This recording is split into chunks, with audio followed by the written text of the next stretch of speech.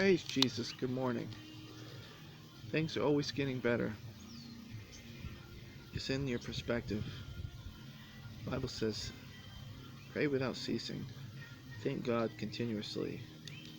The children of Israel got in a lot of trouble in the Old Testament. Through their exodus of Egypt, they complained a lot. No matter what God did for them, there was always something more to complain about, and I can relate with that with my flesh. Struggling with obsessiveness and being a little hasty with things.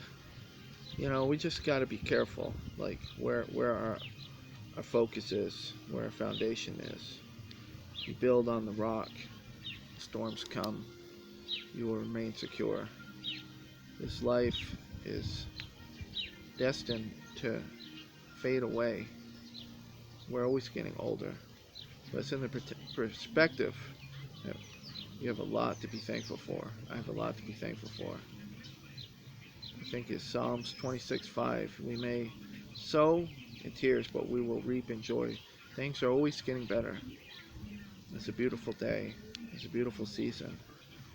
And it's nobody's fault what's going on in the world, the pandemic. But there's the answer. Our present help and need. And not one stroke of the pen would pass away. God said, though heaven and earth pass away, his word would remain.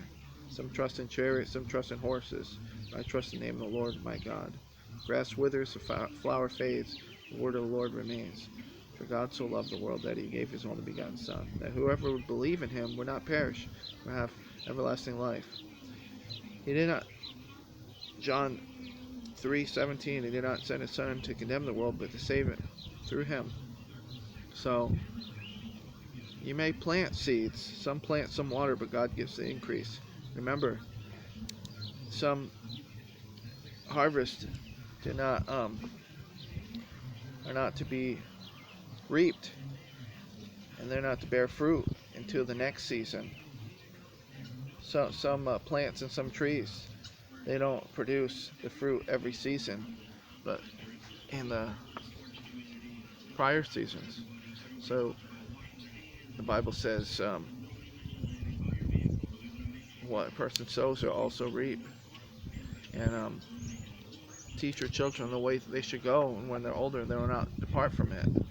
When they're older, what is that definition? So you're not seeing that fruit right now, and you've been living for God, and you're not seeing your children make the right decisions. But remember, God's ways are above our ways, his thoughts are above our thoughts. One day is like 1,000 years to him, and 1,000 years is like a day. So just stand on his word. Don't be wavering when you ask. Believe, not like the shifting sands or the waves. In James it says, don't expect nothing if you doubt. And if you do doubt, you just say like the man said to Jesus, help me with my unbelief. So when you ask, believe. You have the faith the size of mustard seed. You can say to that mountain, move. So just in God's time, believe. You will bear fruit, and you will reap. You will reap the rewards of seeing your faithfulness rewarded with your family and your children come to the Lord. And that will happen. And even if it doesn't happen in your lifetime, it will happen. So if you would read Hebrews between 11 and 13, it says, those people in the Old Testament, they went on to leave this life without those promises fulfilled, believing. So faith is the confidence what is hoped for and assurance that it'll happen. What is hope that is already obtained? So we're saved by grace through faith. So the way we can please God is in faith, not in sight, not in seeing. Thomas says, you show me, not to give Thomas a bad name. I'm not any better than Thomas or Peter.